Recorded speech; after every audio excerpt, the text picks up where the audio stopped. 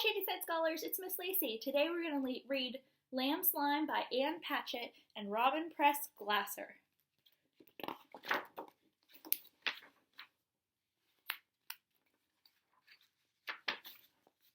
On the farm, there was a flock of lambs who believed the sun came up in the morning because they were ready to get up and play, and set at night because they were sleepy and ready for bed. They thought the grass grew to please them, and the rain fell to annoy them, and the only reason the butterflies fluttered around was so the lambs could chase them. Everything was about the lambs as far as the lambs were concerned. One day, Nicolette Farmer announced to her family, "I'm going to run for class president today." Mrs. Farmer said, "You'll win by a landslide." This meant her mother thought she'd win by a lot. But the lambs thought she said, "You'll win by a landslide." This was exciting news. "Where is the landslide?" the lambs asked their mother. "There is no landslide," their mother said. "Now will you please let me finish eating the lawn?" The lambs were disappointed. They wanted a landslide. "Every place we have to play is too flat," the first lamb said. "No one can have fun in a flat meadow." "The pigs get to play in the mud," the second lamb said. "We never get to play in the mud." "That's because we aren't supposed to get our wool dirty," said the third lamb. The third lamb always did exactly what he was told. "The horses get to go on fun rides with the farmers. We never get to go anywhere."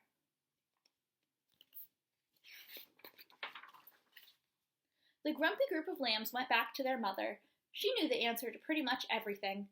"How do we get a landslide?" they asked. "First," she said, "you should see what the other animals think." This seemed like a good idea, so the lambs went to the chicken coop. "Do you think we should have a landslide?" the lambs asked the chicken. "I don't know," said the chicken. "Who would pay for it?" The lambs hadn't thought about this. "The farmers," they said, because the farmers paid for everything. Lambs didn't have money. "It's all right with me," said the chicken, "as long as it doesn't mean I get less chicken feed." "Do you think we should have a landslide?" the lamb asks the goat. "Would goats be allowed on the slide?" the goats inquired. The lambs hadn't thought about this, but they didn't see why not. "It's going to be a big landslide. There will be plenty of room for everyone." "Then it sounds like loads of fun to me," answered the goat. "Do you think we should have a landslide?" the lambs asked a pig. "Will it cover up any of my muddy places?" asked the pig. The lambs hadn't thought about where the landslide would go. They looked around the farm. "It will be built right next to the barn," they said with authority. "There's no mud there," said the pig, "so a landslide is fine with me."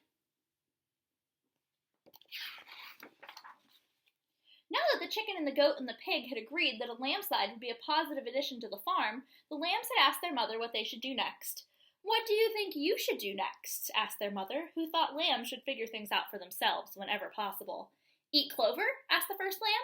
"Run through the field?" asked the second lamb. "Ask the farmers," asked the third lamb. "I think letting the farmers know how you feel is the best idea," said their mother.